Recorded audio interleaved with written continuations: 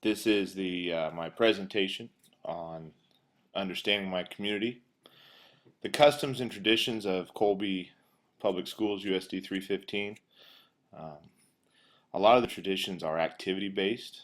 Uh, we have a Pops concert every year that the band and choir put on that showcases the students' talents.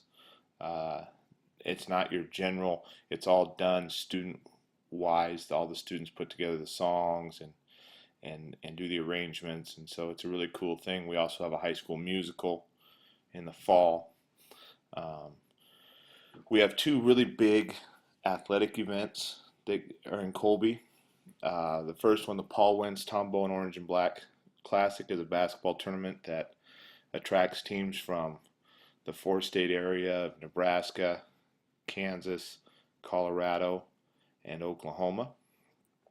And then we have the Eagle Invitational Wrestling Tournament that also attracts teams from a four-state area, the same four states: Nebraska, Kansas, Colorado, and Oklahoma.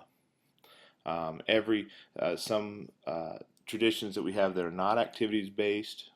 In the middle school and elementary, we have what are called Fab Fridays, and there's one Friday a month where, as a school, as a middle school, a middle school and an elementary school, we get together and do a whole school activity.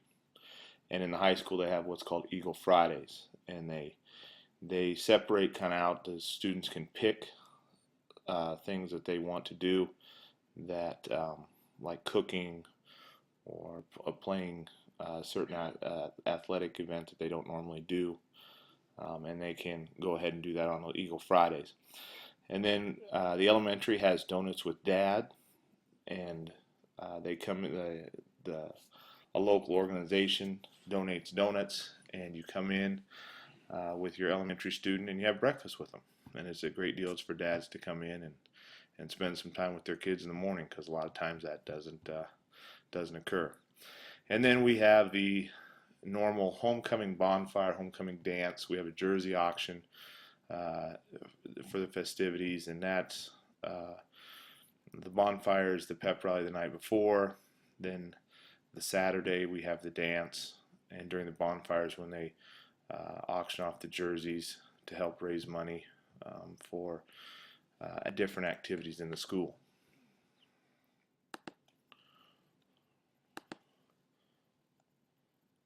The population of our school, we sit in northwest Kansas. Most of the students are non-Hispanic rural students. We do have a good balance with our staff.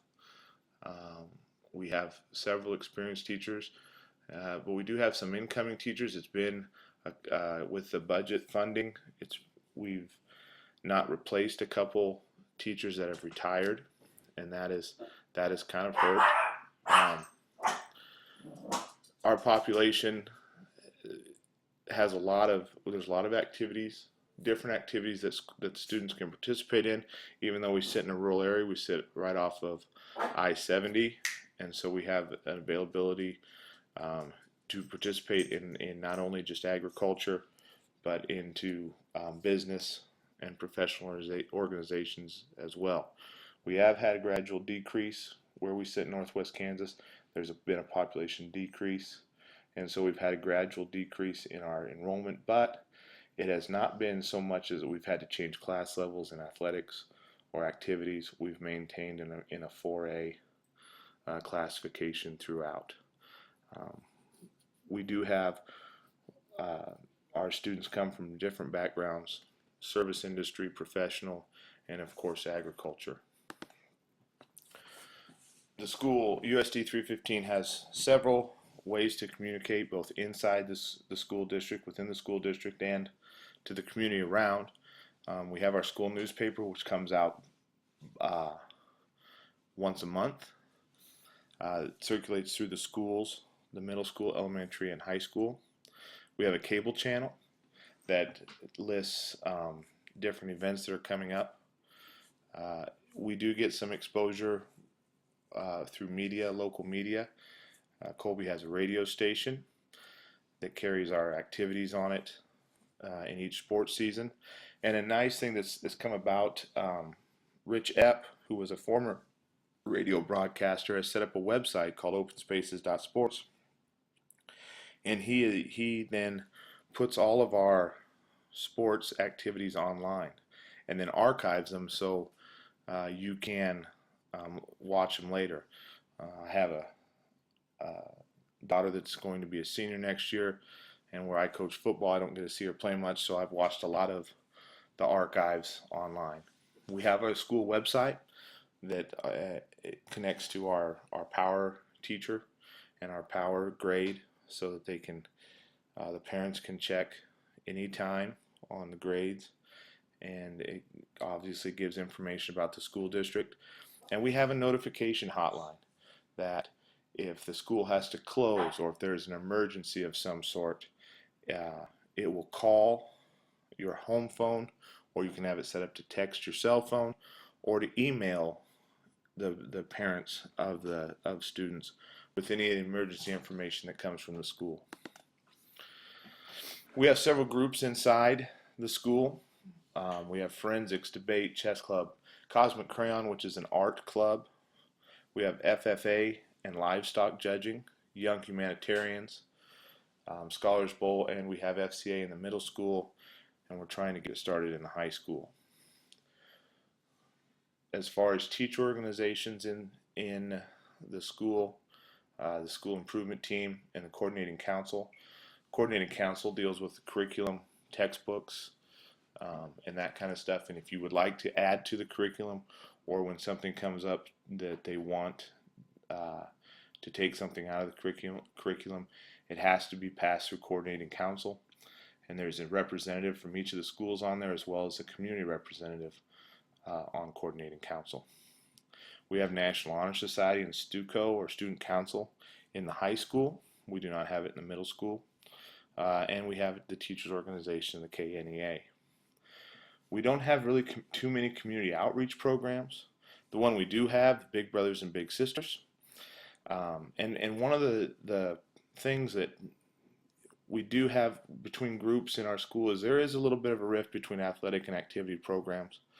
I don't know if that's not in every school, but we do have a rift. The athletic and activity programs fight for time, fight for students a little bit, and that has caused a rift between those two groups.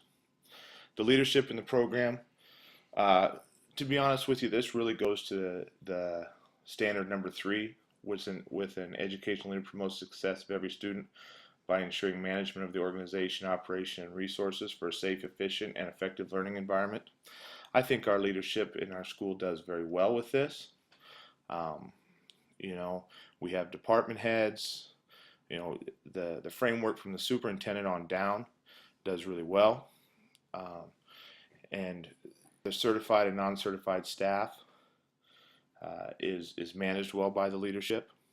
And so, and one of the key things I think is that our leadership operates on a similar focus and philosophy. There's not a lot of, or if any, philosophical differences within our leadership, and if there is, it does not get portrayed to staff. So I think our leadership really ties in well with standard 3 of the standards, because of their focus on leadership and their focus on having a similar focus and philosophy with how the school should be run. The leadership of the school, I think this one ties in with standard 4. An education leader promotes the success of every student by collaborating with faculty and community members, responding to diverse community interests and needs, and mobilizing community resources. Our leadership does a good job of meeting with the staff, with the student body. They're very accessible.